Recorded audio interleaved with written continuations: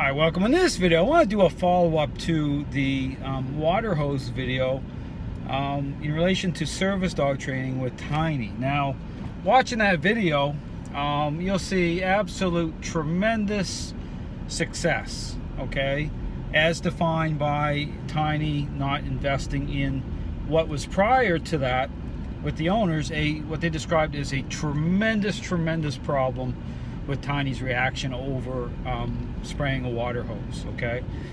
But again, stepping into a process, understanding, okay, you know, in terms of fading in what the methodology is doing to achieve that. Even before stepping into a process like that, knowing the level of control dog's releasing.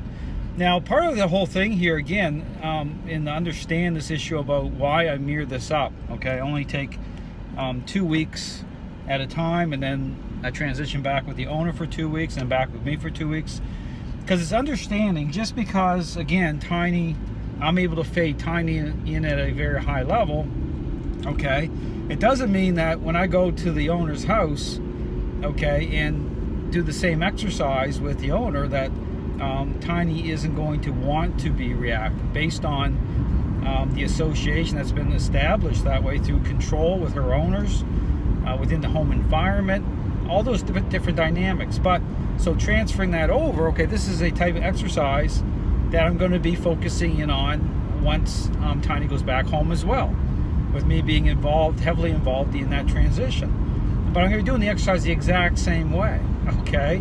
So this is all going to mirror up. So again, it's all to say that when you do a process like this, is understanding the proactive nature in which you're engaging a dog's reactivity issues. Okay, it all relates to relationship control. But you know, if you watch that video, I mean, you'll see like Tiny is like, you know, just relaxed. You know, there's a little bit of a initial reaction, but it's so small. I'm just like, you know, I'm nudging a little bit, you know, and so again, tremendous you know, picture change. When I did that exercise, it was the first time. I didn't rehearse that. That was just totally raw. But again, knowing the amount of time put in prior to, which translates into 11 days, which really, if you look at, you know, where I'm at in terms of the level of control issues Tiny had, and look at just day 11, I mean, tremendous progress, because there's no barriers, okay? This interaction-based system, okay, maximizes, okay, the amount of control a dog's going to release. So, you know, you get into some of these other systems where people are advocating it differently through using treats and clickers and within the learning narrative, which is an open door for dogs that are holding control. Trainers go like 6 months into trying to overcome something like that and never ever resolve it, because you know they're investing in the process that allows dogs to continue to hold control. So you know, it's all to say that this system of training is very effective in how it you know, engages the process. And so but again, that's not to say that, you know, you have to do the same thing. Go into the home environment, you got to cover off, okay? You got to make sure this mirrors up. So you know, and you know, that's part of the exercise yesterday when Tiny's owners came to visit Tiny.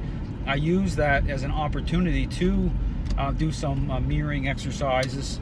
And so when they got to pet on Tiny, I lined it up properly, okay? Making sure Tiny was in the right state of mind, very relaxed, okay? And then even walking alongside Tiny's owner, engaging in very specific interactions so that he was able to really get a feel as to how Tiny's responding, you know, not just with me, but now with him, which is a great exercise, and that's something that is ongoing. So anyway, encourage you to check out the process. I'm very intentional with showing full transparency with the service dog training process. Every day I'm putting out or attempting to put out a video every day, so you can see change happen. If you go back to day 1, and just really encourage you to check out you know, the agreeableness level just going up and up and up every day, because that's how it works. It's about understanding what the process represents, making sure the focus is on fading in the right way, which leads into dogs releasing control. And you know, from there, just keep moving forward until you get to that level where you're able to actually start to connect dots through specific you know, task related exercises. Thanks for watching.